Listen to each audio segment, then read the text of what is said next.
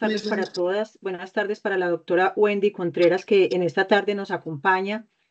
Muy amablemente nos va a colaborar con la entrevista que debemos llevar a cabo para la materia de psicología jurídica. Siguiendo el protocolo, ya la doctora nos ha firmado el consentimiento informado y queremos nuevamente darle a conocer que toda esta entrevista tiene propósito única y exclusivamente académica. De antemano le agradecemos muchísimo por su colaboración. Un gusto de Eh, colaborarles. Doctora, ¿usted nos quiere recordar su nombre, por favor? Bueno, un gusto. Mi nombre es Wendy Alexandra Contreras Pérez. El cargo que en este momento desempeña. Actualmente desempeño el cargo de profesional psicosocial para el empleador Iglesia Centro Cristiano, un operador habilitado del ICBF, Bienestar Familiar. Ok.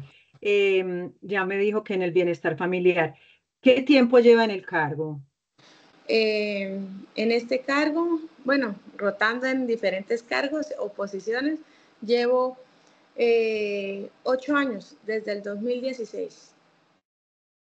Bueno, y hoy es el día 2 de abril del 2025. Entonces, a continuación, le voy a estar haciendo las preguntas que corresponden exactamente al tema de la entrevista. Menciona el título universitario de mayor nivel que posea relacionado al campo del presente estudio. Soy magíster en educación. ¿Podría describir brevemente cuáles son las funciones dentro de la institución? Bueno, son muchas, pero las funciones principales dentro del rol de profesional psicosocial se centran en el liderazgo y acompañamiento, diseño y ejecución de estrategias para fortalecer todo lo que es el desarrollo integral del niño o niña y desde su gestación. Desde ahí empezamos a ejecutar todo ese diseño. Ok. ¿Cuáles han sido los principales desafíos que ha enfrentado en su ejercicio profesional al tratar con víctimas y o agresores? ¿Me la repite, por favor? ¿Cuáles han sido los principales desafíos que ha enfrentado en su ejercicio profesional al tratar con víctimas y o agresores? Bueno, yo creo que hay muchos desafíos, ¿no? Pero le puedo mencionar unos dos y hago énfasis en uno, que recuerde.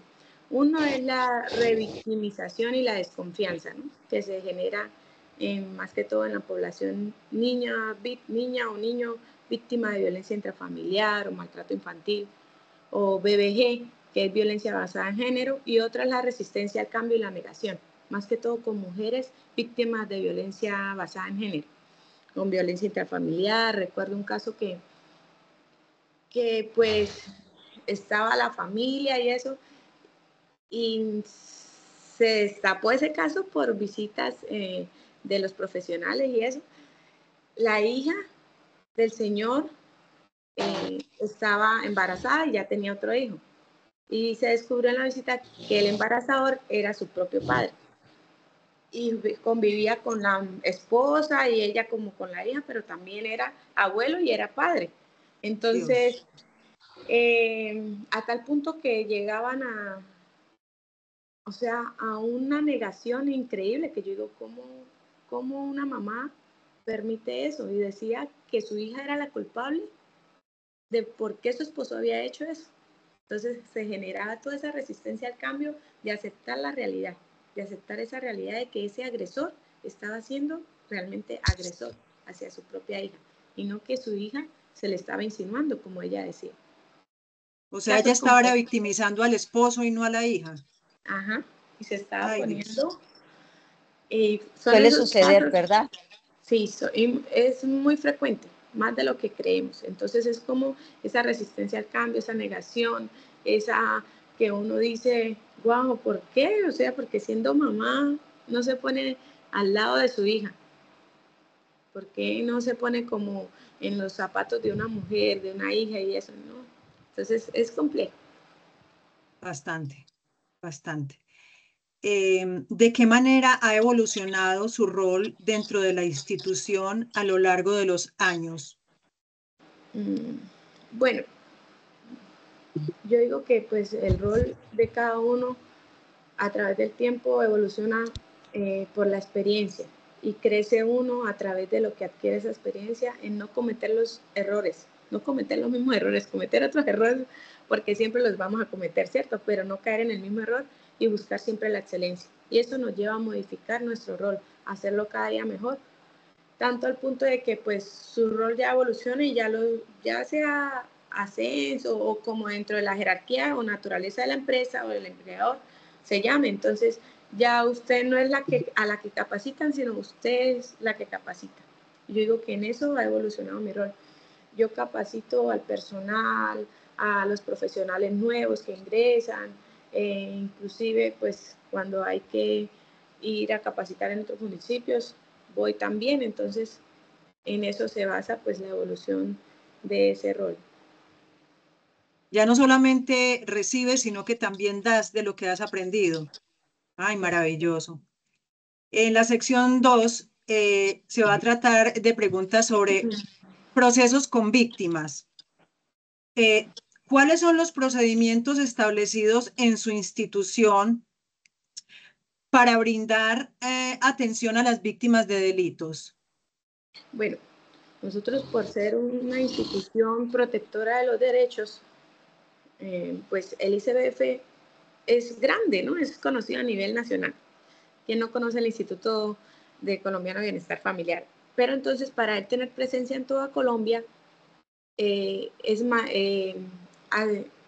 habilita por medio de operadores o subcontratistas. En este caso, pues empleadores que hacen la tarea del bienestar en las diferentes zonas, porque no puede estar en toda Colombia sin eso. ¿Qué pasa? Para esto, el Instituto de Bienestar Familiar ha construido o se basa como en unas rutas de activación, basada en un protocolo de vulneración de derechos. Es un protocolo ante amenazas o vulneración de derechos y que cuenta de 5 pasos, básicamente. Dentro de ese protocolo, para atender a las víctimas, ya sea pues dentro de la modalidad, ¿no?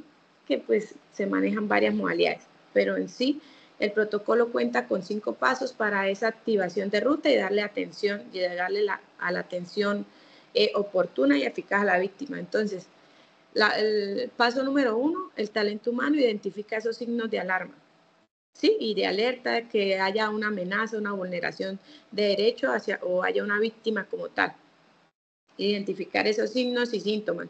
Después, ese talento humano notifica y alerta ya sea al coordinador o al profesional psicosocial de cada centro de atención. Y ese profesional y ese equipo realiza esa activación de ruta ante el ente competente de la vulneración. Eso quiere decir si se envía a comisaría de familia o si se direcciona a protección de ICBF o a CAIBAS, a CABIF, a Fiscalía, a Policía de Infancia y Adolescencia. Entonces, eso se realiza como ese paso. Y de ahí se hace la activación de ruta ante la RIA, ante la entidad competente. Después de eso se hace pues seguimiento al caso, que se le hayan restablecido los derechos, que se haya pues actuado como tal desde la entidad. ¿Qué quiere decir? Que no se queda en solamente informar o ver, sino que realmente se le restablecieron los derechos a ese niño o niña. Que si es necesario pues quitar custodia, pues ya el protección de ICBF o comisaría entra a actuar y toman las acciones necesarias. Si debe entrar fiscalía, si debe para esa restitución de derechos. Entonces es como esa ruta que se maneja es el protocolo de vulneración de derechos o ante amenaza y Bastante largo y Sí, son dispendioso. muchos pasos. Sí, sí, Son porque muchos pasos. y pues eso es como el filtro que lleva el bienestar familiar, pues para poder atender tantos casos, porque se imagina que todos los casos llegaran directamente a todas las entidades y no saber. Entonces nosotros, bueno, este es para comisaría, este es para acá, este es víctima hasta de desplazamiento forzado, víctima de violencia intrafamiliar, víctima de maltrato infantil, víctima de abuso sexual, víctima, entonces para cada uno lleva un procedimiento y se debe identificar porque cada uno demuestra unos signos y síntomas y alarmas diferentes. Entonces, y lo otro, no todos los síntomas quieren decir de que pues realmente haya una amenaza o una vulneración como tal. Y ahí entra el papel del psicólogo, del trabajador social, ir a indagar qué es lo que realmente está pasando con esa persona o esa supuesta víctima. Doctora, ¿les corresponde visitar también? Claro, en caso de observar una vulneración de derechos, vamos y visitamos para indagar, para ver si realmente está el niño siendo maltratado, se le está vulnerando un derecho. En llegado caso, hasta con los vecinos se hace búsqueda activa o se pregunta, se indaga, porque pues usted sabe que apenas ve llegar, dijo, uy, no, entonces tratan de maquillar si realmente hay una vulneración, ¿no? Entonces se cumple como con esa indagación primero antes de activar una ruta, porque casos se ven de que pues un niño puede presentar síntomas o signos de alarma ante un maltrato, que llega golpeado, o una niña puede presentar síntomas de un posible abuso sexual porque está presentando irritación, está presentando X síntoma en su parte íntima. Entonces uno tiene que indagar y mirar, bueno, ¿está realmente sucediendo algo dentro de ese núcleo familiar? O puede ser una infección, o puede ser una enfermedad, o puede ser algo médico.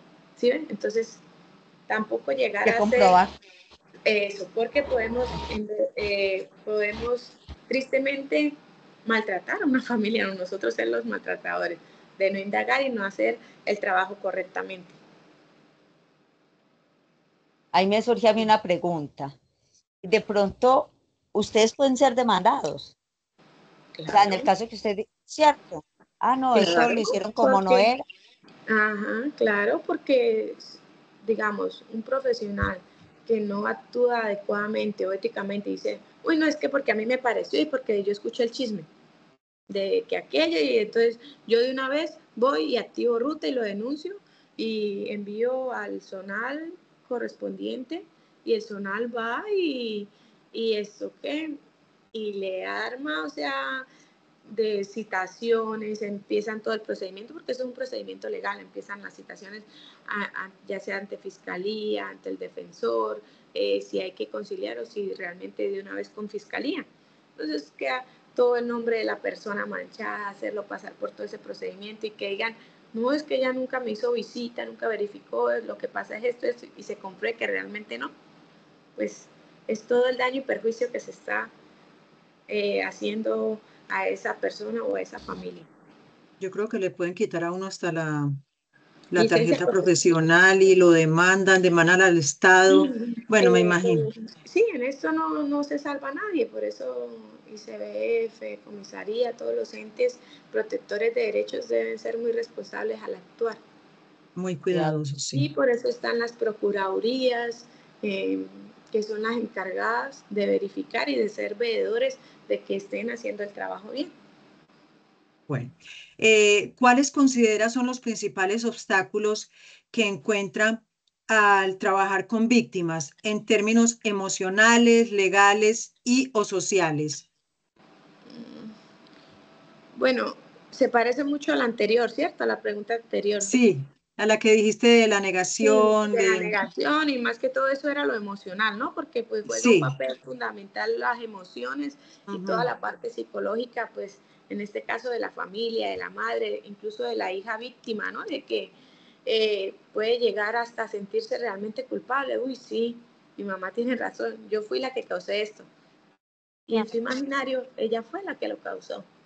Y no se cree la víctima como No la tal. mala. Ajá, sino como la mala de la familia, la ovejita negra.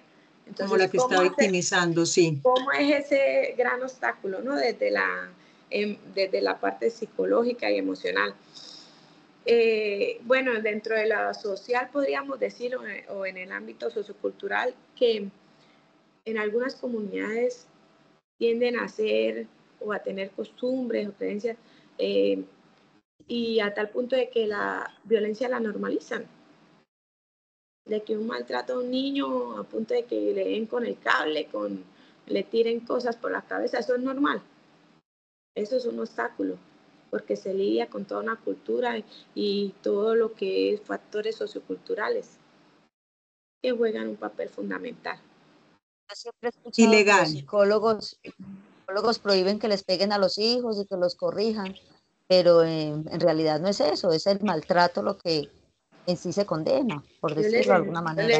Les insto siempre que tengo la oportunidad a los padres de familia, cuando hay pues capacitaciones e informaciones a ellos, que a los hijos se les ame y se les enseña con amor. Sí hay que corregirlos y disciplinarlos, pero no hay que esperar a que estén enojados, porque cuando lo hacen desde la rabia, desde la ira y el enojo, no hay enseñanza, hay maltrato. Y ese es el error, porque ya lo hacen cuando están hasta acá y lo que vienen son golpes.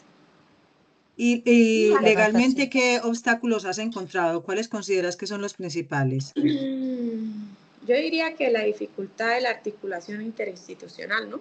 En Colombia es complejo porque a veces ni se definen quién lleva a quién acá y terminan paseando a las víctimas. No, que vaya para allá, que vaya para allá, que vaya a comisaría, que vaya a fiscalía, que vaya allá. Y al final pues no sabemos, al final pues queda como un vacío, ¿cierto? Y muchas veces no terminan restituyendo los derechos como deben ser. Digo que pues hasta que las personas se cansan de insistir y ya se dan por perdidos. Se resignan. ¿Qué estrategias implementa para garantizar que las víctimas reciban un acompañamiento integral y efectivo?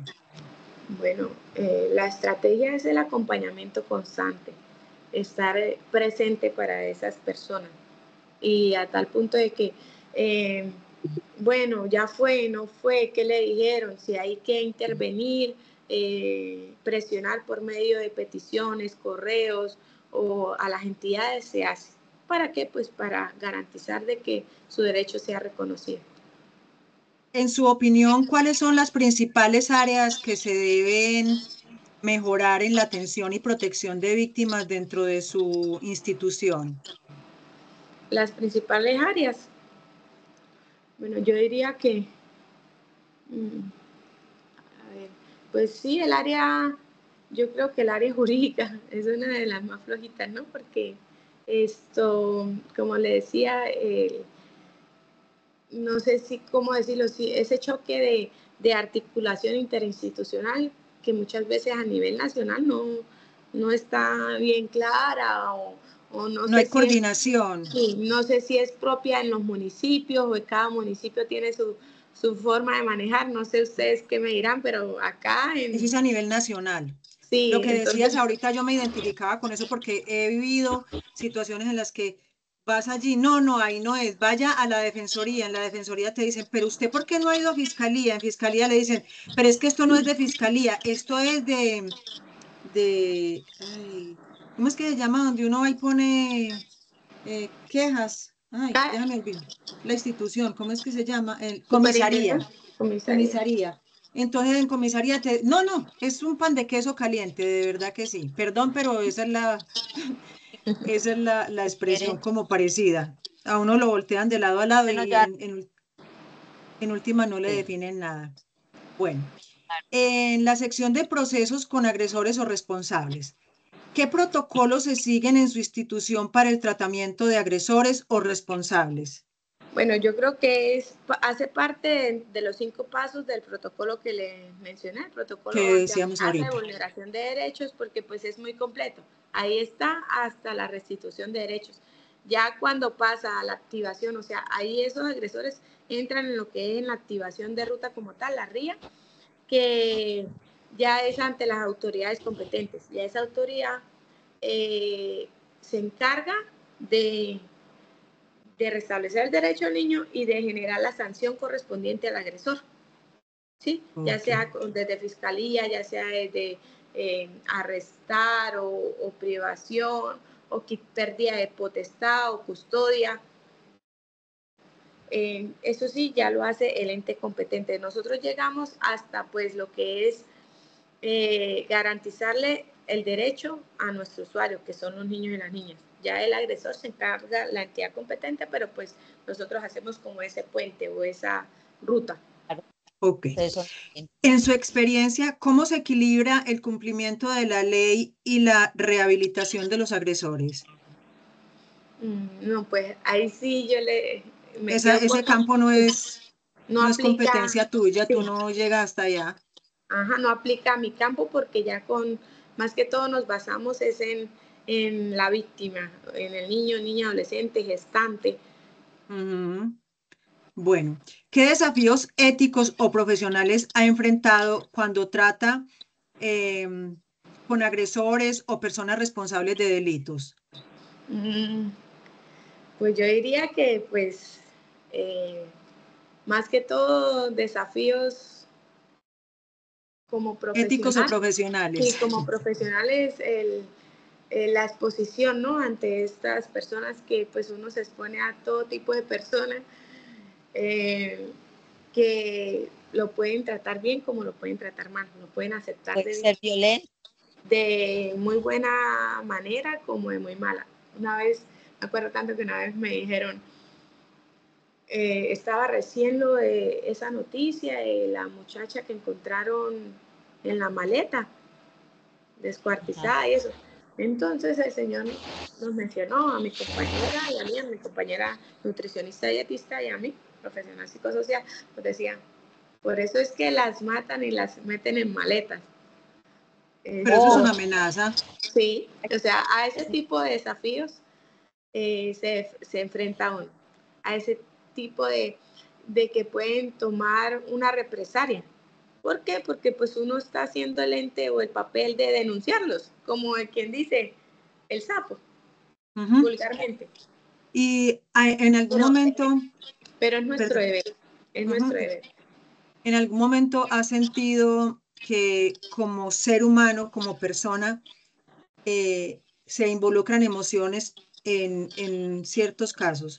Es decir, por ejemplo, ahorita nos hablabas del papá que embarazaba a la hija, que como ser humano, como profesional, te da, uy, me provoca esta señora como coger y zarandearla y decirle a ver qué es lo que tiene. Eso es lo que... Mire, yo sentiría que mis sentimientos entrarían en juego ahí. Para mí esa parte sería... A pesar de tener tantos años en esta linda profesión, no hay día en que pues no sienta eso, ¿no? En que pues quisiera uno tomar con sus propias manos y hacer justicia, pero pues nosotros debemos cumplir con unos pasos a seguir, en nuestra profesión nos piden, nos dan hasta dónde podemos llegar y pues se les recomienda hasta donde podamos, ¿cierto? Obvio, sí nos afecta, sí me afecta personalmente, me afecta como profesional. Hay casos que duran en mi mente, en mi cabeza, dándome vueltas, que le pierde uno el apetito y eso, pero ya uno aprende a manejarlos, porque si no, eso pues crea un malestar y crea, pues llega incluso a afectarle su vida personal y eso pues no podemos que ocurra porque pues con cada caso y siempre van a presentarse de diferentes formas y con los niños, ¿qué más que eso? Que le toca a uno la fibra, el sentimiento y Ay, más sí. siendo madre. Entonces... Ay, sí. ¿Qué herramientas o estrategias considera más eficaces para trabajar con este grupo dentro de su institución? Yo creo que pues las entrevistas directas, la observación, hablar con ellos, que ellos sientan empatía para que se abran y lleguen a algo en conclusión, a una denuncia, que es lo que se quiere, porque hay víctimas que por más de que usted hable con ellos, les insinúe, les muestre cuál es el camino, qué está mal, qué pueden hacer, cómo pueden mejorar, ellos no lo aceptan y no lo quieren. Y muchas veces no salen de ese círculo vicioso que es el ciclo vicioso del maltratador y el maltratado y la víctima. Que les pide perdón, ellos se contentan, la vuelve a maltratar, vuelve todo ese círculo vicioso. Sí, pasa. ¿Cómo se coordina su institución con otras entidades judiciales o de bienestar, como el ICBF, el IMPEC, la Procuraduría, la Policía, comisarías de familia, casas de justicia, en los casos en que involucran a víctimas y agresores? Yo creo que ya la hemos respondido durante todo este tiempo, ¿no? Que pues nosotros dentro de eso somos eso como el puente hacia todos estos entes y como que le direccionamos a qué ente sería más eficaz o más fructífero que fueran. No vayas a Procuraduría o Policía de Infancia y Adolescencia, tu caso es más para comisaría, vamos, se activa directamente con ellos o directamente con nosotros, que con ICBF de protección, nosotros pues enviamos al zonal competente y ahí pues inician todo el proceso, ya sea de restitución de derechos y de atención ya a la víctima y pues al agresor. ¿Qué aspectos considera que se podrían fortalecer en términos de colaboración interinstitucional para mejorar los procesos? Ya lo habíamos hablado también, ¿cierto que sí? Sí, bueno, o sea, entonces, no, ahí yo digo que cómo mejoraríamos pues a nivel nacional, tener como esas líneas ya muy más estructuradas, muy claras, muy de que para que eviten esa paseadera de las víctimas y de las personas, porque para todo procedimiento es una paseadera. sí. Para una restitución de tierras, para una víctima de BBG, violencia basada en género, violencia intrafamiliar, de lo que sea, es una paseadera interinstitucional. Entonces, que vaya aquí, que vaya allá, que vaya allá, que no, que acá, que vuelva. Entonces, yo creo que sería, pues, no sé, como establecer unas líneas directas para hacer ese proceso más ameno, porque pues terminan es revictimizando a estas personas y haciéndolas vivir una y otra vez, porque fuera solo eso, pero en cada caso, bueno, y cuénteme su caso, ¿qué pasó? ¿Y cómo fue? Y eso, entonces, Sí, ¿sí? doloroso. Sí, total. Bueno, la otra es, ¿cómo es el trabajo en equipo dentro de su institución cuando se aborda un caso que involucra tanto víctimas como agresores? Pues yo diría que muy profesional. A nosotros nos capacitan y estamos en capacitación constante para hacer cada día nuestro trabajo con excelencia, con amor y de la mejor manera posible, en pro de que pues estas personas reciban la mejor atención a nivel integral. ¿Qué quiere decir? Que dependiendo del caso, si es de salud y nutrición, por una desnutrición aguda o algo, todos colaboramos, pero pues quien se apersona de ese caso es la nutricionista dietista que lleva la cabeza, pero apoyamos desde nuestra profesión con toda pues la ética. Si es un caso delicado de una víctima, se maneja con total respeto y discreción, porque eso no es que para estarlo, ay, que toda la institución lo sepa, que aquí mire lo que pasó, no. Entonces yo creo que el trabajo en equipo es indispensable para llevar a cabo pues todos estos procesos de vulneración de derechos y de rutas, ¿no? Ante estos. ¿Qué importancia atribuye a la capacitación continua de los funcionarios en temas relacionados con la psicología jurídica y el tratamiento de víctimas y agresores? Creo que se la respondí en la de antes, que estamos Sí. en capacitación constante o en capacitación continua, porque aparte pues nuestro gobierno nacional o a nivel de leyes institucionales, ya sean nacionales e internacionales, están en constante cambio, ¿cierto? Cada día hay una resolución, una ley, una norma que deroga a la anterior. Entonces debemos mantenernos en constante capacitación. Que la ley que salió en el 2023-24 ya hoy en día ya no está, ya no aplica, debe ser, entonces debemos estar en esa constante capacitación para saber qué ley, qué estatuto, qué norma acobija a esos casos. Y todos se actualizan en las capacitaciones jurídicas. Más que todos los equipos interdisciplinarios, que son coordinador, nutricionista y psicólogo, y el área administrativa, que son los que pues llevan a cabo todo lo que es la parte de papelería y correos institucionales para la parte legal. Bueno, ya en reflexiones y recomendaciones, desde su experiencia, ¿cuáles son los principales desafíos en el campo de la psicología jurídica aplicada a su contexto profesional? Ya lo contestamos, pero bueno. Le iba a decir, sí. pues esos principales desafíos, los que yo mencionaba, enfrentarme pues a esas experiencias con las víctimas que entran en negación, que terminan victimizándolos más o terminan pasándolos de víctimas a culpables porque pues no creen la revictimización, el contexto, la sociedad que pues permite tantas cosas y que lleva tantas cosas, ¿no? Entonces, se ha normalizado lo que no es sí, normal. todos esos desafíos a los que pues uno observa y que dice, uy, no, ¿cómo puede pasar esto, no? Pero pasa. Desde la psicología jurídica, ¿qué mejoras recomendaría para fortalecer la eficacia de los procesos judiciales relacionados con víctimas y agresores en su institución? Bueno, ¿Qué mejoras recomendarías? yo digo que pues sí, como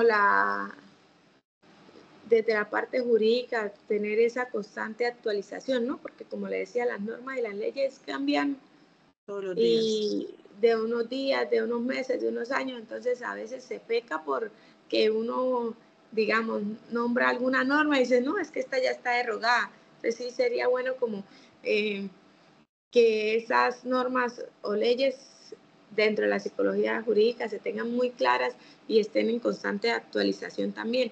La otra sería pues fortalecer los procesos como de peritaje, ¿no? De indagación, de identificar qué grado de afección tiene la víctima, porque a veces, como le digo, no todos los profesionales somos iguales, no todos son iguales, a veces se peca por que, ay, es que este tiene los síntomas así, es como el otro caso, no, cada caso es diferente.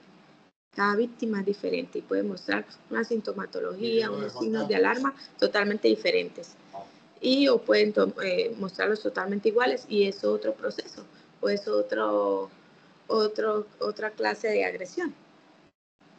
¿Cómo considera que ha impactado su trabajo en el bienestar y la rehabilitación de las personas con las que ha interactuado?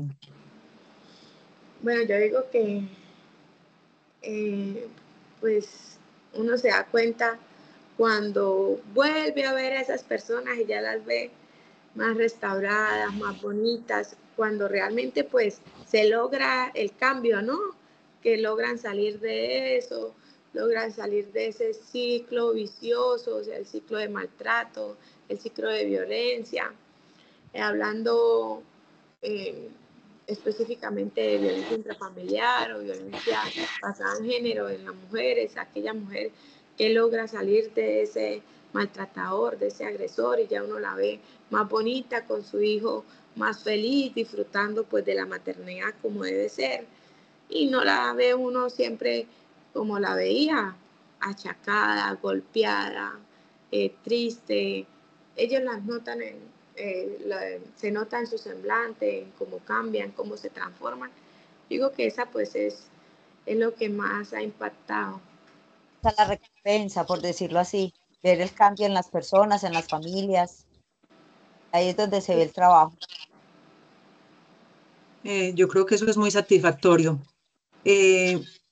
Doctora, estamos infinitamente agradecidas con su colaboración. Sé que ha sido un poquito larga la entrevista, pero usted no sabe cómo nos ha colaborado, cómo ha sido de gran utilidad esta entrevista con usted. Usted es una persona encantadora. De verdad que desde lo personal creo que está en el lugar adecuado. Ay, muchas gracias. Se ve que es un gran ser humano y ahora con la maternidad muchísimo más porque los hijos le despiertan alguien decía que uno estrena el corazón. Yo creo que lo estrena de una manera diferente, porque cuando uno ya tiene hijos, uno siente que tiene que cambiar la vida, que tiene que cambiar muchas cosas porque uno quiere darles a ellos un mejor planeta, unas mejores ideas, unas mejores leyes, unos mejores seres humanos. Yo no sé, yo creo que todas las mamás nos pasa eso cuando tenemos hijos. Alguien me dijo, va a ver que ese hijo la va a catapultar. Sí. Porque a Ay, veces tenemos la idea errónea o ese paradigma erróneo de que los hijos nos estancan. o los hijos nos llevan hasta Jamás. aquí llegó mi carrera, hasta aquí llegó mi profesión, o me voy a quedar. No, yo lo veo de esa forma y yo lo tomé para mí. Dije, así va a ser. Mi hijo me va a catapultar y ellos deben ser la fuerza que necesitábamos para volar. Son. Un amor tan espectacular.